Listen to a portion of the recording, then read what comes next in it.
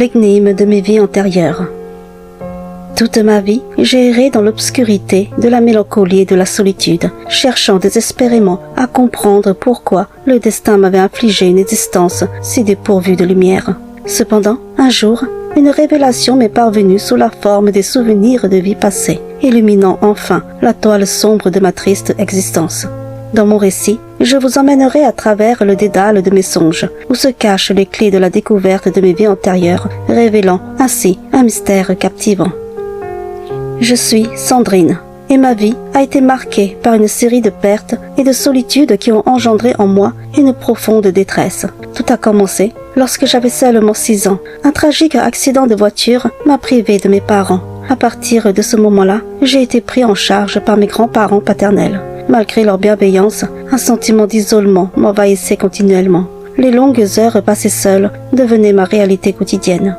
Vers l'âge de 14 ans, mon grand-père nous quitta, laissant ma grand-mère plongée dans une abyssale dépression. Malheureusement, 1 an et demi plus tard, elle rejoignit dans l'au-delà, me laissant orpheline à l'âge de 16 ans. Mon unique recours fut alors de déménager chez ma tante. Cependant, ma tante avait refait sa vie avec un homme dont l'accueil n'était guère chaleureux à mon égard.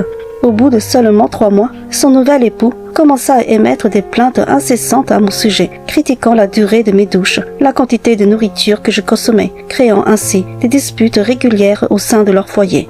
Je me retrouvais alors dans une situation où je me sentais coupable de perturber l'harmonie de leur couple, mais je n'avais absolument nulle part ailleurs où aller. Ma tante, malgré tout, essayait de me rassurer en me demandant de ne pas prêter attention aux paroles désobligeantes de son compagnon, tout en conservant sa bienveillance à mon égard. Au fil des mois, les conflits qui secouaient leur foyer prenaient une ampleur de plus en plus inquiétante, menaçant sérieusement la stabilité de leur relation. Un soir, ma tante décida de m'aborder à ce sujet. Sa voix lourde de tristesse et d'incertitude tremblait légèrement lorsqu'elle m'adressa ces mots profonds.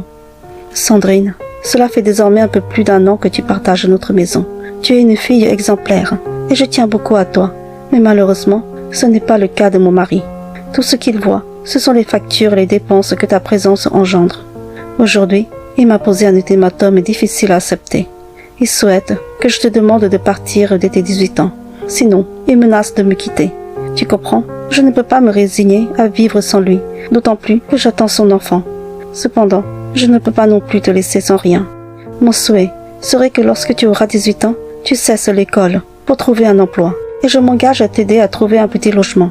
C'est la seule façon de t'assurer que tu ne te retrouveras pas à la rue. » Des larmes coulaient abondamment de mes yeux, tandis que j'écoutais ces paroles déchirantes. Je lui répondis, entre 2 sanglots, que je comprenais la gravité de la situation et que j'étais prête à suivre son conseil pour préserver ce qui restait de leur relation fragile.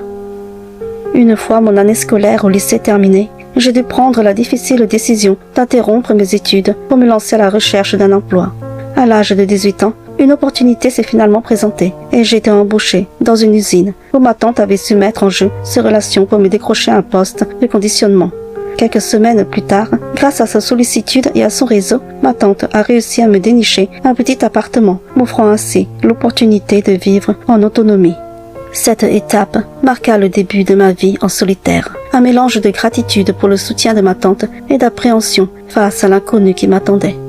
Ainsi, les mois s'écoulaient lentement, ponctués par les visites occasionnelles de ma tante, toujours soucieuse de mon bien-être. Puis, un jour, j'ai fait une rencontre qui a profondément bouleversé ma vie. Guillaume, un homme charmant, est entré dans mon existence. Sa présence régulière, presque chaque soir, était empreinte d'un amour sincère, et avec lui, un soupçon d'espoir et de joie a finalement trouvé sa place dans ma vie. Pendant 3 années, nous nous sommes fréquentés jusqu'à ce qu'il me demande en mariage. Pourtant, ces tendances jalouses suscitaient en moi des hésitations. Je me suis tournée vers ma tante pour lui confier mes craintes, et elle m'a réconfortée en soulignant que la jalousie de Guillaume était un signe de son amour profond pour moi. Elle m'a encouragée à ne pas douter, affirmant qu'il était temps pour moi de bâtir ma propre famille. Convaincue par ces paroles réconfortantes, j'ai donc accepté la demande de Guillaume, et nous avons commencé notre vie ensemble, emménageant dans la maison qu'il avait héritée de ses grands-parents. Ce nouveau chapitre de ma vie était teinté d'émotions contradictoires, mélangeant l'amour que je ressentais pour Guillaume, la peur de l'inconnu et l'espoir d'un avenir meilleur. Ma vie de couple avec Guillaume s'ouvrit sur une période harmonieuse. Rapidement, notre amour donna naissance à notre premier enfant, un petit garçon, suivi de l'arrivée de notre deuxième trésor, une adorable petite fille. Avec les revenus de Guillaume, qui étaient déjà suffisants pour subvenir à nos besoins, nous prîmes la décision que je resterais à la maison pour veiller sur nos enfants. Ces premières années de vie de famille étaient empreintes de bonheur et de complicité, et chaque jour nous offrait une nouvelle raison de sourire. Cependant, tout bascula après la naissance de notre troisième enfant, un adorable petit garçon. Guillaume commença à changer progressivement. Passant de moins en moins de temps à la maison, les sorties en famille se faisaient de plus en plus rares. Et un jour, mon monde s'écroula lorsque je fis la découverte déchirante de sa liaison avec une autre femme. À partir de ce moment, une tension insidieuse s'installa au cœur de notre couple, mais Guillaume n'envisageait pas de divorcer. Lors de chaque dispute, il me martelait que si je souhaitais partir, il ne me retiendrait pas. Cependant, chaque fois que je songeais à l'idée de quitter cet homme qui avait brisé mon cœur, la pensée que mes enfants souffriraient de notre séparation devenait insupportable. Mon désir le plus profond était de leur offrir l'amour et la présence parentale que j'avais tant désiré dans ma propre jeunesse. C'est pourquoi, malgré la douleur, je ne parvenais pas à prendre la décision de partir. Guillaume menait sa double vie, passant la plupart de son temps chez sa maîtresse, mais demeurait un père aimant pour ses enfants. Avec le temps, j'ai cessé de me disputer avec lui, acceptant sa liberté et me consacrant entièrement à l'épanouissement de mes enfants. Tant que mes enfants étaient heureux, je pouvais supporter toutes les épreuves. Ma tante, consciente de ma situation, insistait régulièrement sur la nécessité de divorcer et de recommencer ma vie avec un homme qui mériterait mon amour. Cependant, la crainte persistante qu'un nouvel homme ne soit pas disposé à accepter mes enfants me maintenait dans l'incertitude. Au fond de moi, je fis la promesse solennelle que lorsque mes enfants seraient tous majeurs, je prendrais la décision de divorcer. Le comportement de Guillaume était source de tourments constants. Il naviguait sans cesse entre différentes maîtresses, abandonnant momentanément son double jeu pour retrouver le cocon familial, partageant alors des moments précieux avec ses enfants, comme une véritable famille. Mais dès qu'il trouvait une nouvelle compagne, le cycle se répétait, laissant place à une nouvelle rupture et à de nouvelles retrouvailles avec une autre femme. C'était une valse d'émotions et de trahisons qui laissait un sentiment de profonde déchirure au sein de notre foyer. L'amour qui avait un jour fleuri entre Guillaume et moi s'était depuis longtemps évanoui. Les paroles blessantes qu'il avait accumulées au fil des années avaient laissé en moi une profonde cicatrice emplissant mon cœur de tristesse. Les souvenirs de nos moments heureux passés me poignaient le cœur, me forçant à me questionner sur la manière dont j'en étais arrivée à cette existence solitaire, dépourvue d'amour. C'était un tourbillon d'émotions contradictoires, oscillant entre la nostalgie des jours révolus et le désespoir de la situation présente qui me tourmentait jour après jour. Chaque soir, les larmes mêlées à mes prières, je suppliais le ciel de m'accorder une réponse, une lumière pour percer le mystère de ma vie, afin que je puisse enfin comprendre pourquoi le fardeau de la souffrance pesait si lourdement sur mon existence. Une nuit, j'ai fait un rêve étrange qui a profondément secoué mon être. Dans ce rêve, j'étais transportée au bord d'une paisible rivière, vêtue de costumes d'une autre époque, une longue robe de soie ornée de dentelles et un corset. Une étrange sensation de bonheur m'envahissait alors que mes pieds se délectaient dans l'eau fraîche. Soudain, une présence masculine se manifesta et m'enlaça tendrement, nous entraînant dans une danse effrénée. Le rire spontané résonnait dans l'air, et dans les bras de cet homme élégant, je me sentais à ma place, comblée de bonheur. Son visage rayonnait de sourire. Cependant, ce rêve prit brusquement fin lorsque je me réveillai en sursaut, une larme solitaire glissant sur ma joue. Ce songe énigmatique me hanta pendant plusieurs jours, me laissant perplexe quant à l'identité de ce couple mystérieux et le sens caché derrière ce rêve troublant. Une autre nuit, ce couple énigmatique s'invita à nouveau dans mes rêves. J'avais retrouvé ma forme d'antan, une femme gracieuse et élégante, déambulant côte à côte avec cet homme mystérieux, vêtu de tenues d'une époque révolue. Nos habits riches et nos nombreux domestiques suggéraient que nous étions issus de familles aisées.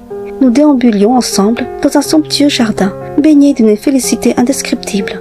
L'homme, à mes côtés, semblait être mon mari, et chacun de ses sourires faisait palpiter mon cœur avec une intensité inouïe. Puis, je me réveillai à nouveau, troublée par ce rêve qui semblait contenir un message enfoui dans les méandres de mon subconscient. Par la suite, Ces rêves récurrents avec cet homme devinrent de plus en plus fréquents. Chaque fois que je m'éveillais après l'un de ces songes, une perturbation profonde m'envahissait, laissant mon esprit en proie à un tourbillon d'émotions contradictoires. Un jour, pendant que Guillaume avait réintégré la maison après une rupture avec une de ses maîtresses, j'ai fait un autre rêve. Cette fois-ci, le décor était radicalement différent. J'étais installée dans une modeste chaumière avec mon fils, un petit garçon à peine âgé de 3 ans. Notre situation était des plus précaires. Alors que je préparais notre maigre dîner, mes yeux se sont posés par la fenêtre, apercevant un homme qui s'approchait de la maison.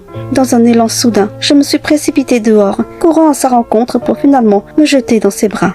Il semblait être un homme de retour de la guerre, arborant un fusil à l'épaule. L'expression de joie qui éclairait son visage lors de nos retrouvailles me laissa une impression de bonheur indélébile. Cependant, ce rêve s'est brusquement interrompu lorsque je me suis réveillée en sursaut, mon cœur encore empli des palpitations de cette expérience onirique singulière.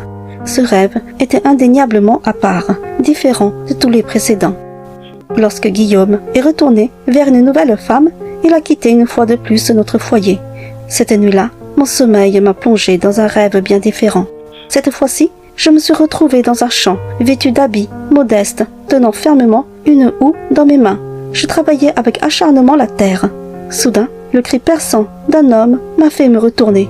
Devant moi se tenait un homme différent des 2 autres hommes de mes rêves, son visage marqué par la colère. Il s'est précipité vers moi et me roa de coups, me poussant au sol, puis il continua de me donner des coups de pied. Malgré mes larmes et mes supplications, il a continué de s'acharner. Puis, dans un geste cruel, il m'a abandonné là, gisant sur le sol, seul et meurtri. Ce rêve m'a laissé une empreinte d'effroi et de désolation, me laissant me demander quel message ou quelle signification se cachait derrière cette vision troublante. Une autre nuit, je me suis à nouveau plongée dans le rêve où mon fils de 3 ans m'accompagnait. Dans cette vision, la faim nous tourmentait cruellement. Je tenais fermement la main de mon petit garçon, tandis que de l'autre main, je portais un modeste panier. Ensemble, nous errions dans une forêt, scrutant chaque recoin à la recherche de plantes comestibles et de champignons. Notre quête nous a menés à gravir une colline, et alors que nous approchions d'un fossé, j'ai déposé délicatement le panier et j'ai soulevé mon fils pour nous permettre de le traverser en toute sécurité. Pourtant, soudainement, mon pied a glissé sur un sol instable, et dans un terrible tourbillon, mon fils et moi avons dévalé la pente. La douleur atroce qui m'a transpercée lorsque quelque chose a pénétré mon ventre m'a arraché à ce rêve, me laissant en proie à une frayeur indescriptible. Ce rêve m'a profondément perturbée et je me suis interrogée sur sa signification troublante. Ces rêves obsédants m'assaillaient jour et nuit, suscitant en moi une profonde quête de sens. Un jour, j'ai accompagné ma tante lors d'une visite rendue à une cousine gravement malade, dont le corps était rongé par le cancer. Au cours de notre conversation, nous avons évoqué la question de mon couple, de ma vie aux côtés de Guillaume. J'ai alors laissé échapper mes peines, mes regrets et les tourments qui m'habitaient depuis si longtemps. C'est alors que ma cousine, affaiblie, mais l'esprit vif, m'a adressé des paroles qui m'ont laissé perplexe. « Ne pleure pas, car tu as déjà vécu une vie comblée de richesse, de bonheur et d'amour. Alors, ne laisse pas la tristesse et les regrets envahir ton cœur. » Perdue, je lui ai demandé de préciser sa pensée. Elle m'a souri doucement et a murmuré. « Tu sais très bien de quoi je parle. Tu en sais bien plus que moi sur ce sujet. » Après cette conversation énigmatique, ma tante m'a révélé que cette cousine avait hérité des dons médiumniques de son grand-père décédé, mais qu'il ne fallait pas prendre ses paroles au sérieux car il lui arrivait de délirer à cause de son état. Au fil des mois, mes nuits étaient hantées par les rêves des 3 vies distinctes. Il y avait celle où je vivais dans l'aisance aux côtés d'un mari aimant, celle où je faisais face à la solitude avec mon fils de 3 ans, et enfin celle où j'étais en proie à un mari violent qui me battait tous les jours. Ces rêves tourbillonnaient dans mon esprit, m'envahissant d'émotions contradictoires, laissant planer un mystère quant à leur signification profonde. Lors d'une nouvelle visite chez la cousine malade, j'avais pris avec moi mon dernier fils, âgé de 8 ans. Quand elle nous a aperçus, elle m'a chuchoté doucement. « Je suis heureuse pour toi d'avoir retrouvé ton fils dans cette vie-ci. » Ces mots m'ont surpris, bien que je me sois rapidement rappelé qu'elle avait parfois des moments de délire. Je lui ai simplement adressé un sourire, décidant de ne pas creuser davantage. Un matin, alors que je me sentais mal, j'ai tout de même dû prendre le volant pour faire des courses, car le frigo était complètement vide. Je suis montée dans ma voiture, mais en chemin, j'ai été frappée par un malaise soudain, entraînant la voiture dans un fossé. Inconsciente, j'ai été transportée à l'hôpital. Pendant cette période de coma, j'ai vécu une expérience étrange, comme si j'étais plongée dans un rêve profond. Je marchais seule sur un chemin, guidée par une force invisible. Au loin, une imposante bâtisse se dessinait à l'horizon, et à mesure que je m'approchais, une sensation de plénitude m'envahissait. Enfin, devant cette majestueuse demeure, 2 êtres vêtus de blanc en gardaient l'entrée. Alors que des gens faisaient la queue derrière un stand, les gardiens m'ont indiqué de m'insérer dans la file. Un vieil homme était assis derrière le stand, remettant des papiers aux personnes en attente. Une fois en possession de ces fameux papiers, les gens étaient autorisés à pénétrer à l'intérieur de la demeure. Intriguée, j'ai interrogé l'une des personnes dans la file pour comprendre où nous étions. La personne m'a expliqué qu'il s'agissait d'un lieu de transition, l'équivalent d'un purgatoire. Arrivé devant le vieil homme, il m'a informé que je ne pouvais pas encore obtenir le précieux document qui me permettrait d'accéder à la demeure. Il m'a conseillé de retourner d'où je venais. À cet instant, je me suis effondrée devant lui, le suppliant de me laisser rester. Je me sentais si bien à cet endroit où toutes mes peines et mes tourments semblaient avoir disparu. J'éprouvais enfin une libération de toutes les souffrances qui avaient pesé sur moi. C'est alors qu'il m'a proposé de voir mes vies passées, une possibilité qui pourrait m'aider à comprendre mes souffrances et à me convaincre de retourner à ma vie actuelle. Un homme m'a alors guidé vers un siège, et soudain, un écran est apparu devant moi. À travers cet écran, j'ai vu le même couple amoureux que dans mes rêves, vêtu de somptueux habits anciens, rayonnant de bonheur, vivant dans un grand manoir. L'homme m'a informé que cette vie était ma première existence, une vie emplie de richesse, de félicité et d'amour. Puis, il a enchaîné en me montrant ma deuxième vie.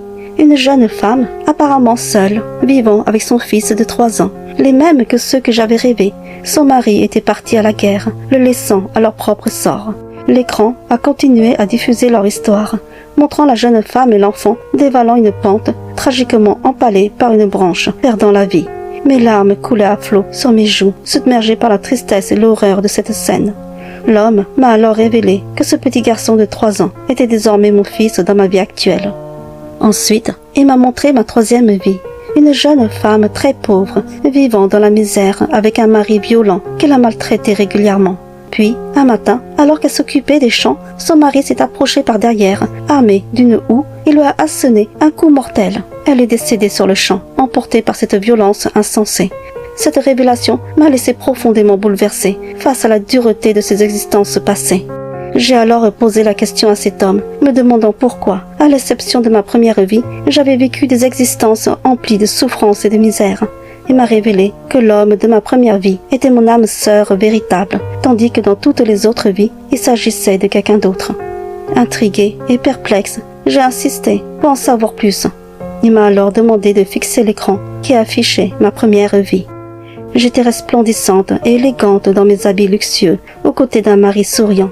Les domestiques qui nous suivaient étaient également visibles, mais l'image s'est figée sur l'un de nos valets, un homme maigre, à la peau mate, dont les yeux exprimaient une profonde tristesse. L'homme m'a révélé que mon mari, dans mes 2 autres vies, ainsi que dans ma vie actuelle, était en réalité ce valet. Il m'a expliqué que lors de ma première vie, ce valet était secrètement épris de moi et enviait la richesse de mon mari. À sa mort dans l'au-delà, ce valet avait demandé à partager 6 existences avec moi, scellant ainsi notre destin commun, me condamnant à partager 6 vies de misère avec lui. Mon véritable âme sœur, quant à lui, n'avait plus réussi à me retrouver après cette première vie. À l'écoute de cette révélation, une colère immense m'a envahi, car enfin, je comprenais pourquoi ma vie avait été imprégnée de souffrance. C'est alors que j'ai demandé s'il existait un moyen de briser ce cycle. L'homme m'a expliqué que je devais écrire sur une feuille de vie mes souhaits de ne plus être lié à lui dans mes prochaines vies. Cependant, je devais retourner pour terminer ma vie actuelle, en m'engageant à ne pas chercher vengeance, mais à vivre sereinement jusqu'à son terme. Lorsque j'ai repris conscience à l'hôpital, ma tante et mes 3 enfants étaient à mon chevet, leur visage exprimant une profonde inquiétude. J'étais encore profondément troublée par ce que je venais de vivre. De retour à la maison après ma convalescence, je ressentis un apaisement que je n'avais pas connu depuis longtemps. C'était comme si un poids s'était levé de mes épaules. Je vivais désormais pleinement ma vie aux côtés de mes enfants, sans me soucier de Guillaume, bien que nous soyons toujours légalement mariés. Même si je souriais en sa présence, lorsque de temps en temps il revenait à la maison, c'était en réalité un sourire de soulagement, sachant que je ne serais plus liée à lui dans mes futures vies. Je suis retournée rendre visite à ma cousine malade lors de ces derniers moments. Bien que nous n'étions pas très proches, j'éprouvais une profonde empathie pour elle qui avait lutté si longtemps contre le cancer. Alors que mes larmes coulaient, elle m'a murmuré d'une voix faible. « Ne pleure plus et sois heureuse, car tu pourras bientôt retrouver ton âme sœur. » Même si tout le monde prétendait qu'elle délirait, je savais au fond de moi qu'elle disait la vérité. Lorsque mon dernier enfant est devenu majeur, j'ai finalement pris la décision de divorcer de Guillaume. C'était une étape cruciale pour mettre fin à ce cycle de souffrance et de rédemption qui avait marqué tant de mes vies passées. Aujourd'hui, alors que je suis dans la cinquantaine, je savoure une vie paisible, baignée de l'amour de mes enfants et de mes petits-enfants. Bien que je ne sache pas si l'expérience que j'ai vécue lors de mon accident n'était qu'un simple rêve, c'est grâce à la révélation sur mes vies antérieures dans ce rêve que j'ai finalement trouvé la paix et que mes souffrances se sont apaisées. J'espère, du fond du cœur, retrouver mon âme sœur dans ma prochaine vie. Cet homme avec qui je me sentais si merveilleusement bien dans mes rêves. C'est un espoir qui éclaire mes jours et qui guide mes pensées vers un avenir empreint de réunions heureuses.